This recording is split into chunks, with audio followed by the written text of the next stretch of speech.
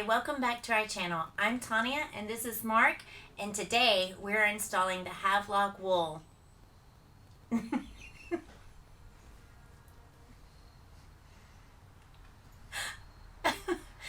our van.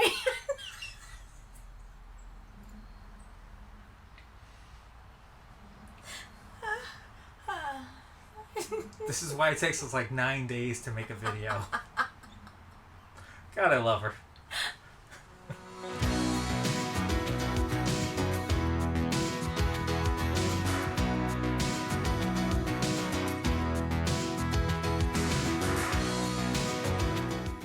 So, it is an absolutely beautiful night here in Georgia. It's fall, and the sun's about to set, so I thought I'd make some coffee and talk about insulation. So, when we first started trying to figure out how to insulate this thing, we pretty much looked at every YouTube video we could find, and it was like information overload. We looked at a bunch of different products. There were pros and cons of each of them, and the amount of information probably left us more confused than anything else. We looked at XPS, we looked at Thinsulate, we looked at spray foam, we looked at fiberglass, we looked at a bunch of different things, and really at the end of the day weren't sure what to end up on. Then we heard about this stuff. Sheep's wool, more specifically Havelock Wool. I think there's other companies that make it. I know there's one in Dalton, Georgia that also makes it for van purposes, but this one is popular. It's from a company called Havelock. So it's no mystery, right? Since time began, sheep have been living in some pretty harsh climates. Tania and I were in Iceland. We've been there twice, but we were there most recently about 6-8 weeks ago, and the sheep are plentiful over there. They're all over the place. And Iceland is absolutely beautiful, by the way. I'm going to put some video here from our drone so you can see what it looks like. But it can be pretty harsh, right? It's in the North Atlantic, so it can be really windy, it can be really cold, and the sheep seem to do great there. And the people of Iceland use this stuff. They use it for blankets. They use it for sweaters. They used to use it to pad the inside of their houses for home insulation. And this isn't new. They've been doing it for like 1,000 years since the Vikings first brought sheep over there. So we know it's a really effective product. So for us, there was a few reasons we chose to use this stuff. First of all, it's natural and it's sustainable. One sheep can produce like, I heard like 100 pounds of this in its life. So basically everything that we're going to use in this van could have been produced by one animal, and the animal was never even harmed while it was doing it. It's also really eco-friendly, it's biodegradable, it's recyclable. It is treated with a little bit of boric acid to keep the pests away, but I think that's the only thing. The second reason was moisture management. So that thing, we're going to live in it, right? So we're going to be cooking, we're going to be sleeping, we're going to be breathing, and everything lets condensation and moisture into the air. So in my opinion, no matter how many vapor barriers you put up, there's still going to be moisture in there, and you're going to have to find products that deal with it. There's no way to mitigate it. You're just going to have to figure out how to deal with it. And this apparently deals with it really well. It has a property where it can absorb moisture during really wet conditions above 65% relative humidity, and then it will release that moisture back into the air when it dries up. So it's really effective, and it does that without losing its ability to insulate.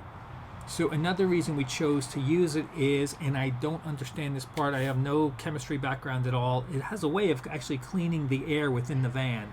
So this is made up of amino acid chains, and apparently those chains have a way of pulling things out of the air like sulfur dioxide, formaldehyde, so it can actually clean the environment that you're living in. Again, you can do some research on it. I don't know how it works, but apparently it works. Another thing is sound absorption. So this is supposed to be really good for absorbing sound. Actually, the folks at Havelock Wool say if you use this, you don't actually need to put down any rattle trap or any kill mat. We've got it in there, so it's going to be a bonus, but apparently this has a lot of sound deadening properties where if you use this, you don't need any of that in there. And the only drawbacks I can find of this, even I actually researched to find the drawbacks of using this, and I can only find two. One is the cost. It is more expensive than a lot of the other insulation methods, and the fact that it's treated with boric acid means there is some energy cost to producing this stuff. But other than that, it seems like a pretty great fit. We are really happy to be using it. We love the fact that we can just pretty much lean on it, make a pillow out of anything that's left over. It's completely safe. It's completely harmless. And so we're going to spend the next part of this video putting it in our van. We've got little nooks and crannies to stick it in. We've got some larger places. The floor is already insulated, but we've also got to do the ceiling. So let's get to work. Actually, we'll do it tomorrow. Tomorrow's better. Welcome back, y'all. I know it's been. Ta-da! We're ready for Christmas. So I think it's time for a little public service announcement. So we started this video, I think, 6 weeks ago? About three or 4 weeks ago. So between then, we've had some tragedies in our family. We've had a lot of things to do at school with the kids. We've had our parents. Holidays. We've had holidays. Yeah. So just saying, your journey into van life may not look like everybody else's. Maybe it takes longer. Maybe you have kids at home. You have mortgage to pay, responsibilities, a job, all that stuff. So it might not look like everybody else's, but don't give up on your dream. We're going to get this done, and you're going to get yours done. Okay, so now we're going to get started on the insulation. Okay, so the goal today is to start filling the van with insulation. So we've got a bag and a half of insulation. We actually got this from Havelock Wool. This is actually 2 bags, which they just put in a larger container. So we've got this plus another half bag. So actually it's 3 full bags. We've used a bunch for the floor already. We've got others that we've cut into strips. By the way, I don't know what you're supposed to use to cut this stuff. We've used 2 scissors and it completely ruined them. So we just started cutting them, tearing them apart with our hands. It pretty much shreds your scissors. So I don't know what you're supposed to use, but we obviously don't have the right tool. So the first thing we're going to do is fill all these nooks and crannies. You can actually get this stuff in 2 different ways. You can get it as loose fill, which is just little bits of this, like this, or you can get it in bats, which is like 16-inch flat sheets of it, which is what we got. Like this. And then you just cut it into pieces that you need yourself. So or tear it apart. Yeah. It's pretty easy to just tear. Yeah. So we're going to start by stuffing all these little bits in here, in all these holes. Then we'll seal them all off. The next thing we'll do is these panels. And then finally we will get to the big flat areas. We're not sure how tightly you're supposed to stuff this stuff. On the video for... Basically what they do is they take a bunch of it, they put it in their hand, they mash it up, and they say that's how it's supposed to be. I don't really know how you measure the density of that, but that's what it's supposed to look like in all these cavities. So It's like making a snowball. yeah, so that's the goal.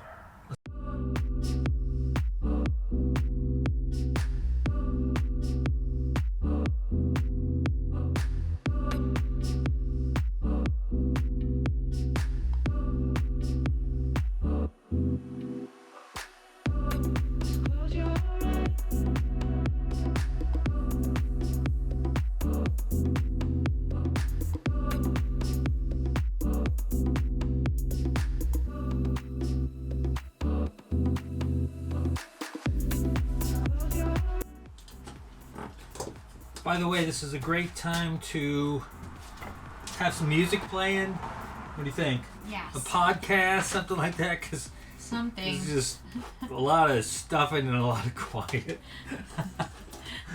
So have something fun going on. A Christmas movie would be good right now. Maybe we'll get Home Alone. We'll watch Home Alone while we're doing this. Oh, by the way, tools you need. You don't need many. Just get anything from your kitchen, your hands, and just anything. If you like to bake, you probably got some of these things lying around. Just anything you can get to stuff insulation in these little places. That's it. Yeah.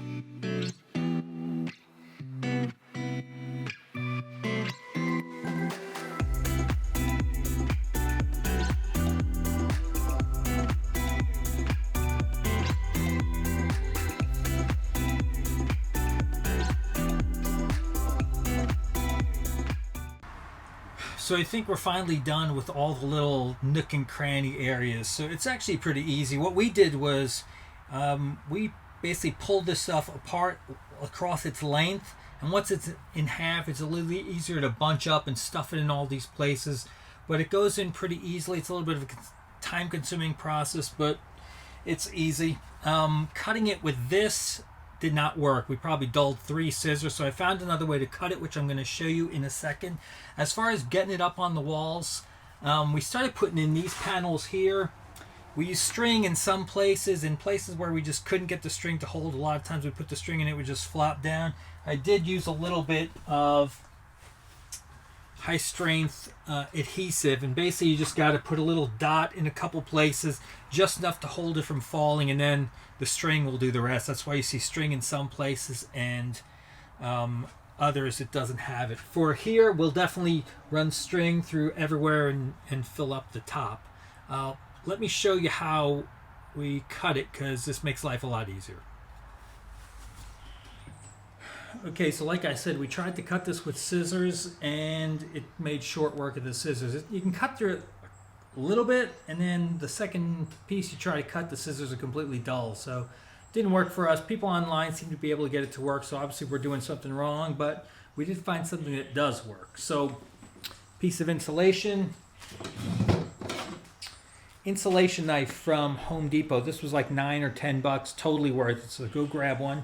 You need a scrap piece of 2x4 or something. This goes on the table. The 2x4 goes right along the edge. Hold it down, so you want to make sure the table is nice and secure. And then just start sawing.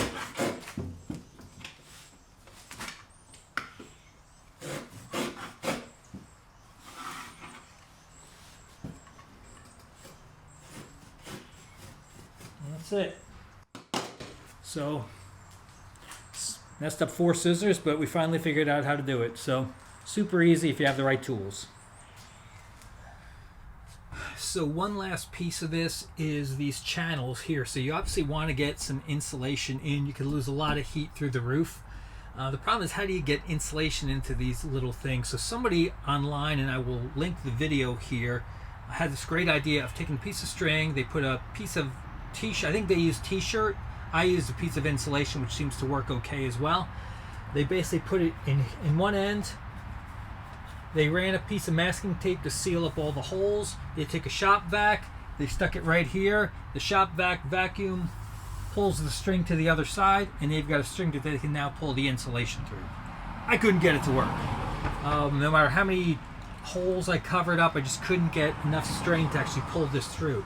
But when I changed the hose to the blow side, so the exhaust side of the shop vac, I was able to stick it here, and this little tuft would move. I'd pull down the tape as I needed to kind of move it along, and eventually it came out the other side. So I'm going to try that right now. I'll probably mute the video because this shop vac makes a lot of noise. Let's see if it works.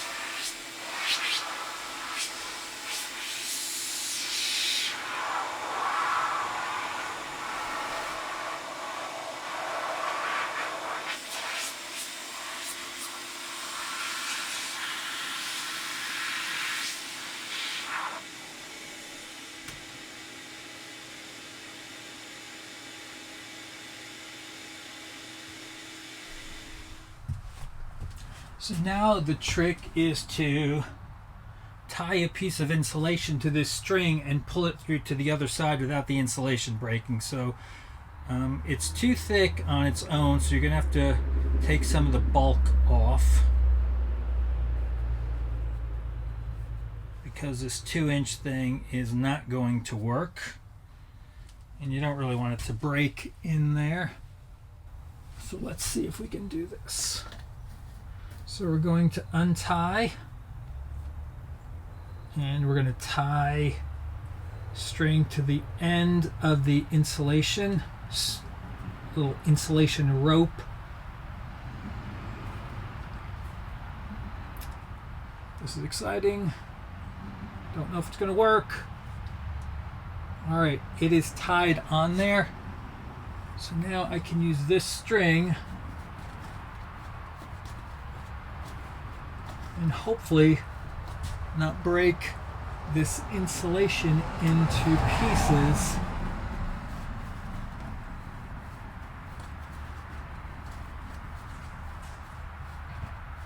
I know this is the most exciting thing in the world to watch. You're thinking, man, what could be more exciting than watching the guy stuff insulation into the roof of his van? This is actually working better than the last time, so I'm glad you're watching.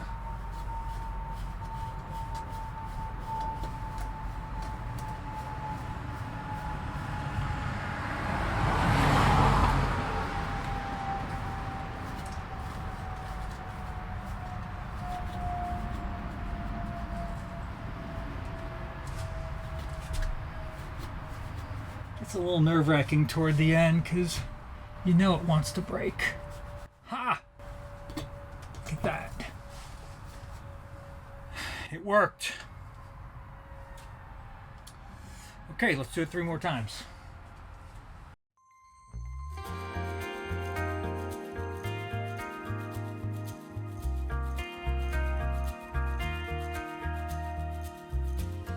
So, the van be insulated. We're finally done with this project. It took about 2 days of work time and probably about 4 weeks of actual time because of stuff we had going on personally.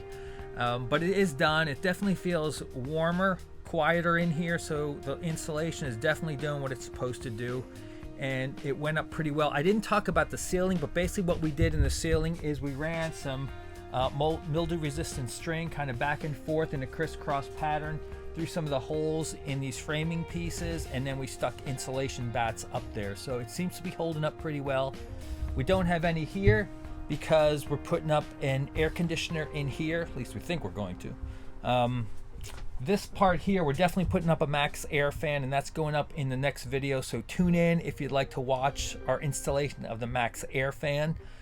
So that's it. We hope you liked the video. Hope you got something out of it. If you did, please consider hitting the like button below and leave a comment if you want to. We'd certainly love to hear from you, hear how we could have done this better, or maybe something somebody else can learn from who's going through the same process. Subscribe if you want to follow along on our entire van build process. And we'll be back in our next video, like I said, to put up the max air fan and then do some framing. So we hope we will see you then. Take care. By the way, the wool stuff gets everywhere, so don't wear black. No black.